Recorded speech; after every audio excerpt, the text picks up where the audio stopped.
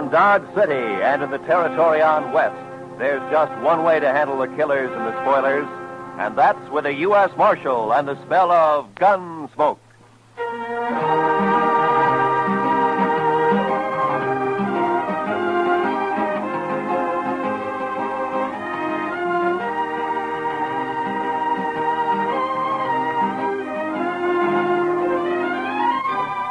Gunsmoke, starring William Conrad. The story of the violence that moved west with young America. The story of a man who moved with it. Matt Dillon, United States Marshal.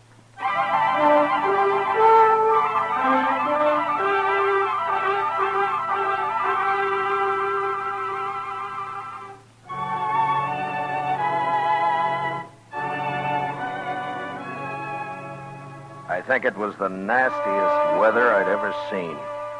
It wasn't that there'd been a big storm or anything. It was just plain nasty. The sun hadn't shone for 3.5 weeks. Nothing but huge banks of black clouds that filled the sky and never moved. And when it finally broke, it was a downpour of the coldest and dreariest rain you ever saw. For 2 days, Chester and I never went out of the office. We didn't need to. There was nothing going on in town. There wasn't a soul on the streets. Everybody just holed up. Chester and I kept the fire going on the stove and tried to keep as warm as we could. And then on the morning of the third day... Mr. Dillon? Mr. Dillon! What? Wake up, Mr. Dillon. What? What is it, Chester? What's the matter, huh? Come over here and look out the window. My goodness sakes alive. Oh, what's the matter? What's happened?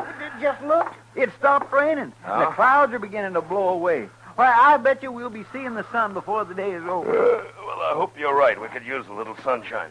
We sure could. You know, Mr. Dillon, I've been so blue for the last couple of days. I boiled some coffee for you. It's on the stove. Oh, thank you, Chester.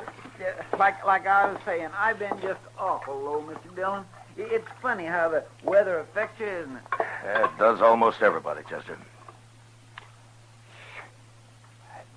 This coffee's good. Oh, thank you, sir. Chester, how'd you like to go for a little ride, huh? Make us feel good to get out in the open after being cooped up for the last couple of days. Why don't we ride down to old man Johnson's? I've been meaning to talk to him anyway. Well, I'll say that's a wonderful idea, Mr. Dillon. I'd be proud to go. Besides, Thurlow needs a good workout. I don't know of anything that's worse for a horse than just standing around in a corral. All right, Chester. I'm going to take time to shave, and then we'll get some breakfast and ride out. Well, yes, sir, Mr. Dillon. Yes, sir.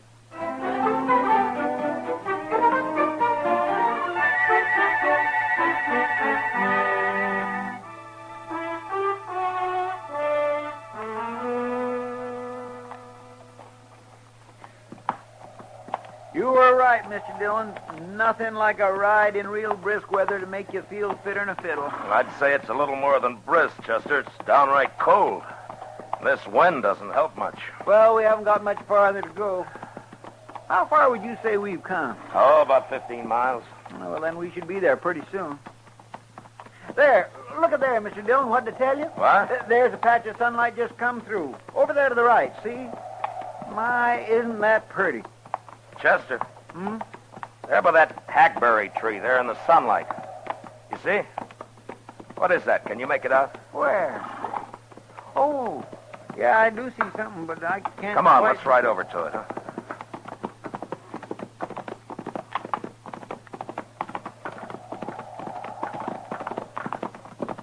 Well, Mr. Dillon, it looks like somebody all huddled up leaning against the tree. Why, it's an Indian. Yeah, a woman. Hey, pull up here. Oh. I don't think she's heard us. Hello there. Well, she didn't even look up, Mr. Dillon. Hello. Is something wrong? Well, there sure must be. Let's walk up, Chester.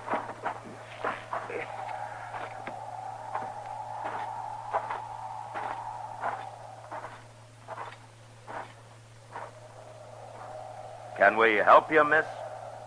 She won't even lift her head.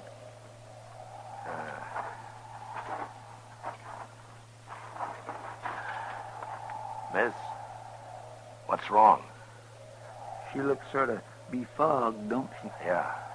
Miss, Here, look at me. No, I'm not going to hurt you. Chester, she's burning up with fever. Well, what in the world is she doing way out here in the middle of nowhere anyway? Being out here in all this weather, she's probably caught her death in the morning. Yeah, you may be right, Chester. We're going to have to get her back to Dodge fast. She needs the doc real bad. Get the horses. We're going to have to hurry.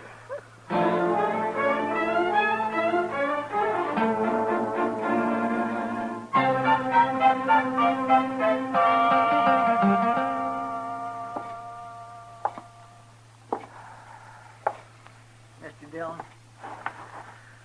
did you notice what a pretty little girl she was? I declare I don't think I've ever seen a more beautiful woman. Yeah. And her hair. You know, I think Indian women have the prettiest hair in the whole world. Seems such a shame that such a pretty little thing should have to be all... Matt, Oh, hiya, Kitty. one of the boys at the Texas Trail told me he saw you and Chester riding up the street here to Doc's office, and that you were carrying an Indian girl in your arms. He said she looked like she was dead. What happened? Oh, we found her out in the middle of the plains. That's right, Miss Kitty. She was just sitting under a big old hackberry tree. Well, what was wrong with her? I don't know.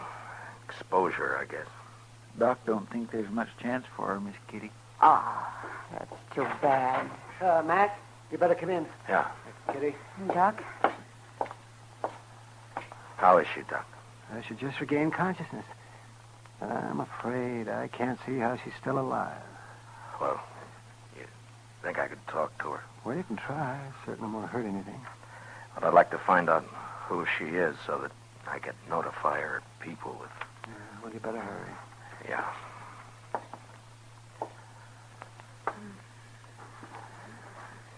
Miss? Miss, can you hear me? Miss, listen to me. Go away. Please. Tell me who you are. Leave me alone. Won't you talk to me? Now, what's your name? I want to die. What happened?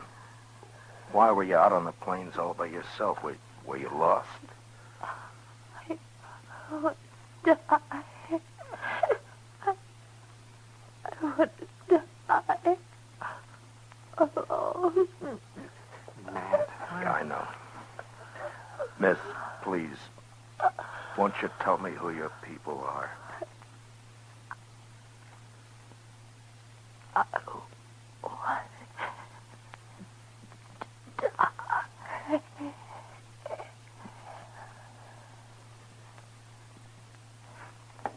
Well? Doc, I'll be outside with Chester and Kitty. All right. When you come out, would you bring me her ring and that necklace she's wearing? All right, Matt, if you want. But what... Just bring them to me, will you?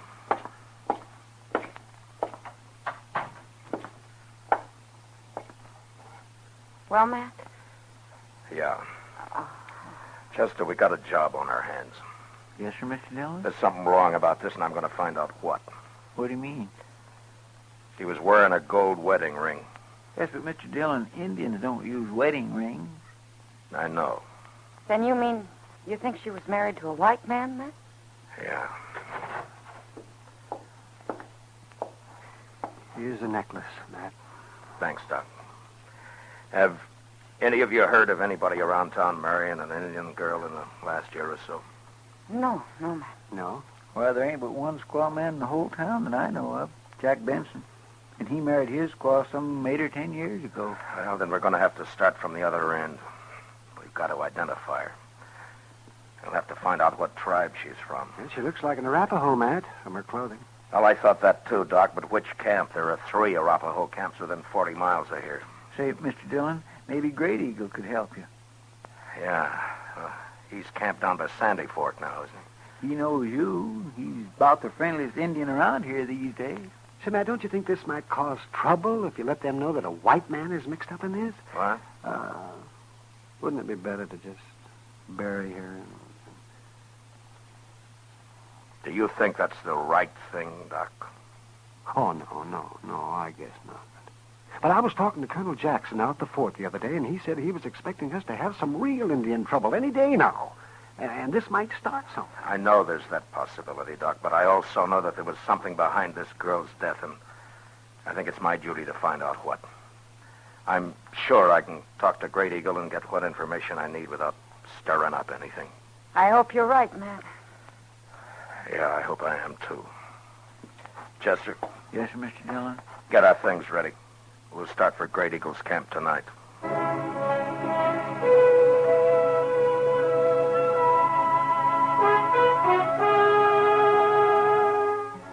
I figured it'd take us about 5 hours, and I was pretty close to right. The sun had been up maybe 30 or 40 minutes when we came to the crest of a range of hills. And there, spread out below us alongside the Sandy Fork, was Great Eagle's camp. We were spotted a good while before we got there, and when we pulled up, all the squaws had disappeared, and we were greeted by what looked like the entire male population. They just stood and watched us sullenly as we dismounted.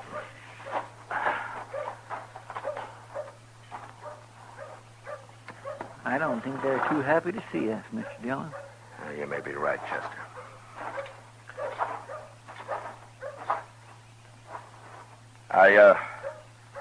I've come to see your leader, Great Eagle.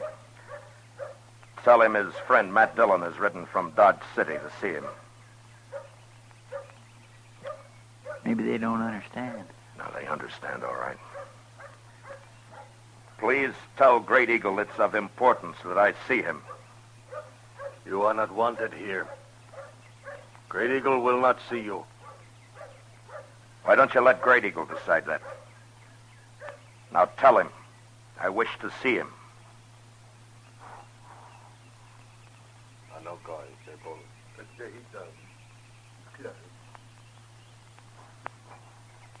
Great Eagle is ill, but I will tell him you are here.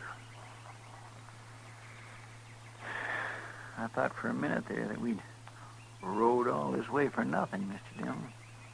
Yeah, we may have, Chester. I wouldn't say these fellows is very sociable, would you? No. Doc must have been right about trouble brewing. Well, the last time we was out here, Great Eagle was real friendly. I swear I don't know what we've done to make him feel so, but... You're talking too much. Yes, sir. Come.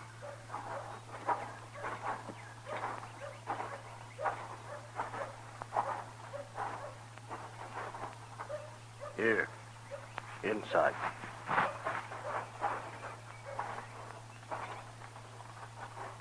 Matt Dillon, it is good to see you once more. And you, Great Eagle. You wish to talk with me? Yes, I do. I'm in need of your help. To be able to return your many kindnesses pleases me. I would first like to explain to you that I am aware of the unrest between your people and mine. And it's my desire that what I tell you be as a confidence between friends. If it were known, it might cause further trouble. It will be as a confidence. Thank you. Well, yesterday we found a young girl on the plains. She suffered from exposure. So we took her back to Dodge City for medical attention as fast as we could, but we were too late. She was of your people. Her clothing told me that, so I came to you to help me identify her. I can't tell you why, but I feel that there was evil behind the death of this girl, and I must find out about it. You see, she was wearing a gold wedding ring, the ring of a white man. Can you describe the girl? Well, I can only tell you that she was of great beauty, and, well, here, she wore this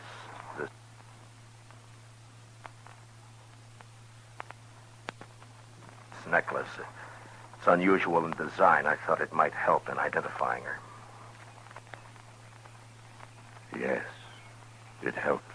Then she was from this camp? You knew her? Yes, I knew her. She was my daughter.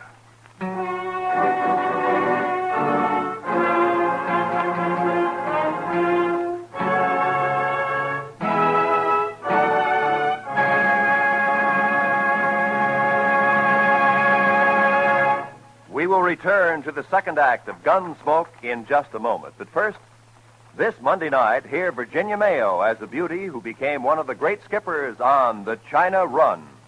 Remember, it's a full hour of dramatic adventure this Monday night on the Lux Summer Theater over most of these same CBS radio stations. Now, the second act of Gunsmoke.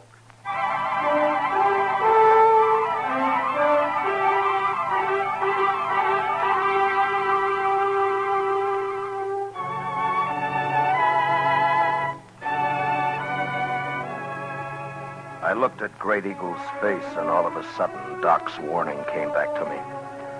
I saw Chester out of the corner of my eye.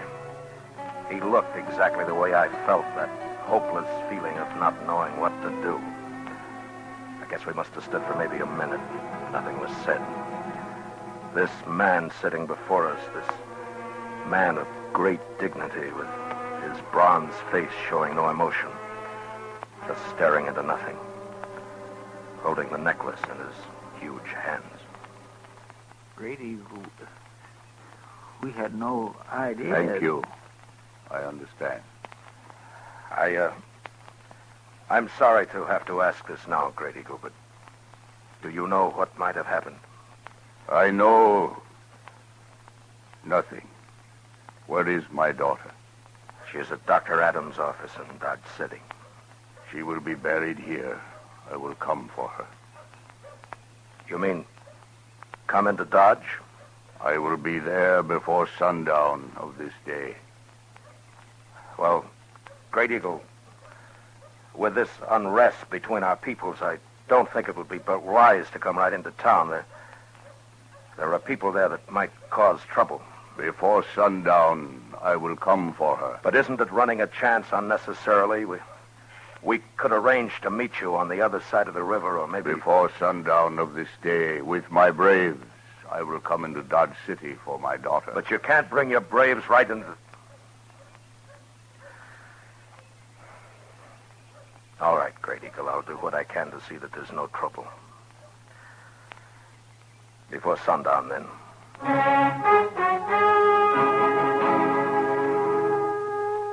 We rode hard to get back to Dodge. There was a lot to be done. Chester didn't say anything, but I knew he was worried, and he wasn't alone. If this thing wasn't handled properly, it might turn into the worst trouble that any of us had ever seen. We got back into Dodge just before noon, and I sent Chester off to spread the word about what was going to happen. I figured it was better for everybody to know about it as soon as possible. Then if trouble did start, maybe I could stop it before Great Eagle arrived. I went to the office, tried to finish some work. But I kept seeing the girl in front of me. Hearing her say, I want to die. I want to die. Must have been 3 hours later when Chester came in, told me that the trouble had started. It was Black Dawson down at the Alafraganza. I'm going to... Wow! Wait a minute. If it isn't the big, brave U.S. Marshal himself. Look at him, boys. The man who's supposed to protect Dodge City. All right, Black. You've said enough. When did you start deciding how much people can say, huh, Marshal? Huh? I'm taking this from you, Black, because I got enough trouble right now, but don't say any more. Now come outside with me and simmer down. Come outside and simmer down. Why should I listen to an Indian lover?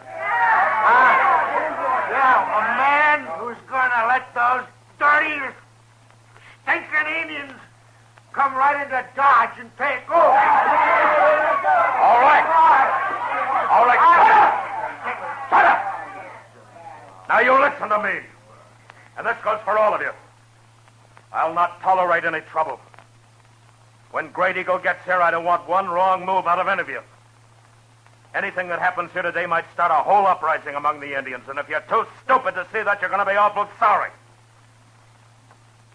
Now, I'm telling you right now, while Great Eagle's here, I'll kill the first man that starts trouble. An hour before sundown, the crowd started gathering along Front Street. They were talking and laughing and being loud, too loud. They were nervous and trying not to show it, but they all wanted a front seat at the big show. They didn't want to miss anything. And then Black Dawson and his gang came out of the Alafraganza and stood leaning up against a hitching rail. Finally, Chester came down from Boot Hill where he'd been on lookout, and he told me that he'd spotted Great Eagle and his braves. They were coming. I looked around. Everybody started to turn quiet. They knew. I told Chester to keep an eye on Dawson, and I started down the street. I crossed the plaza and walked to the river. Before the Indians started to cross the bridge, I stopped them.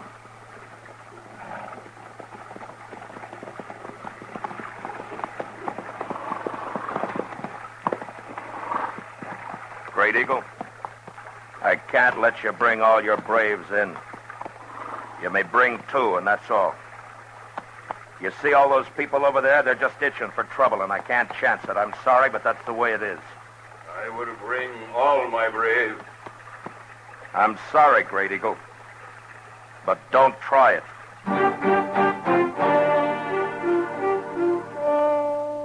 I turned and walked back into the plaza and stopped in front of Doc's office and stood, waiting.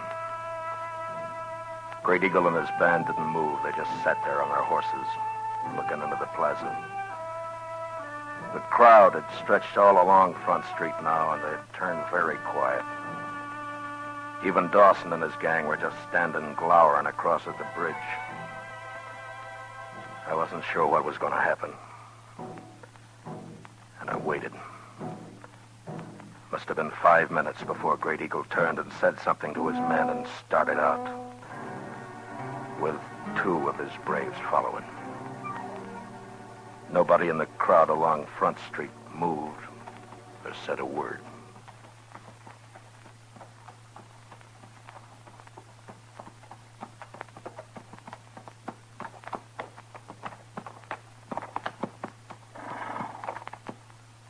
Where is she?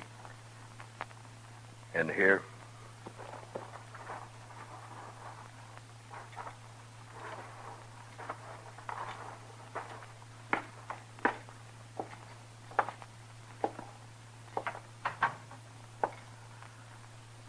She's in there. I want to talk. Come in with me. All right.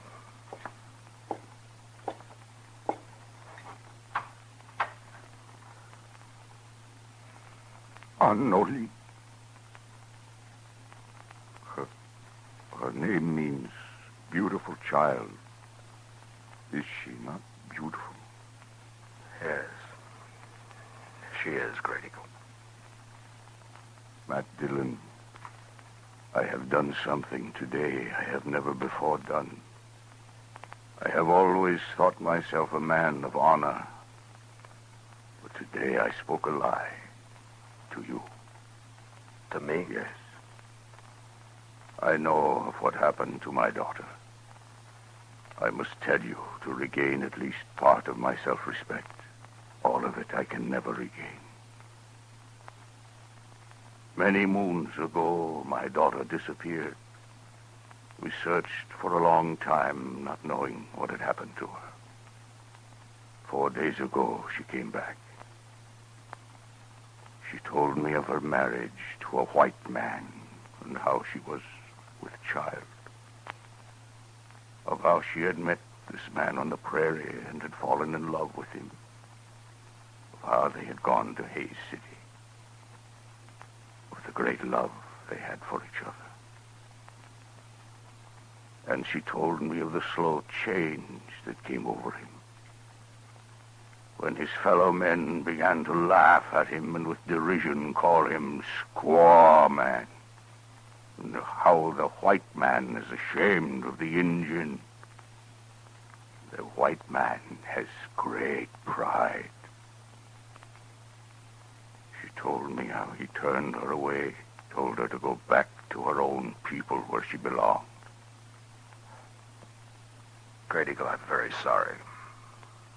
At that moment, I was with great anger and pride. And for this, I will never again be a man of honor. I told her to go back and live with the white people in shame. That she was no longer an Indian. That the Indian, too, is a proud people. I am responsible for her death. I turned away from her. You may do what punishment you like with me. I killed my daughter.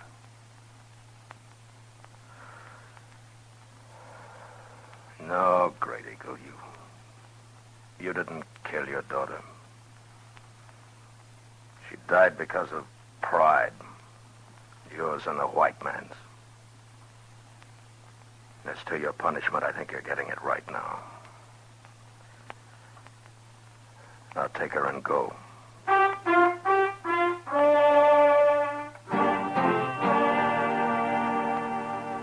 As Great Eagle reached the bridge, the rest of his braves turned and joined him and rode slowly off across the prairie, out of sight.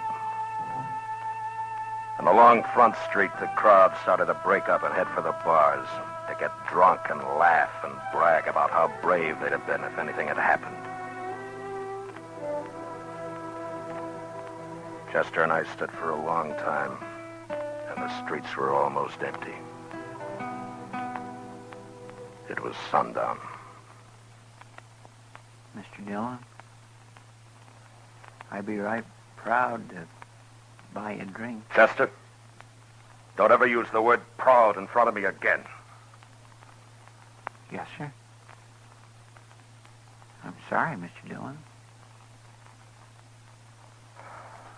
No, Chester, I'm sorry. Come on, I'll buy you a drink.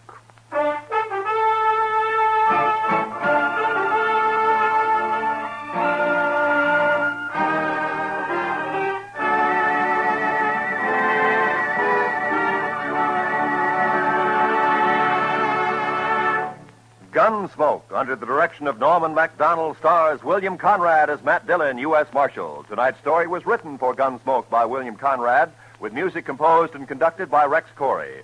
Featured in the cast were John McIntyre as Great Eagle, with Michael Ann Barrett, Lawrence Dobkin, and John Daner. Parley Bear as Chester, Georgia Ellis as Kitty, and Howard McNear is Doc.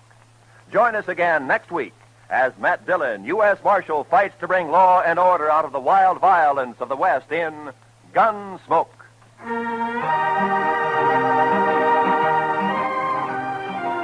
Premiere this Monday in the daytime on CBS Radio. Hear Walter O'Keefe in The Wizard of Oz, an exciting new audience participation show that's really an odds-on favorite to win with you. By all odds, hear The Wizard of Oz, Monday through Friday, on most of these same CBS radio stations. This is Roy Rowan speaking, and remember, the comedy treat that can't be beat is Jack Benny Time on the CBS Radio Network.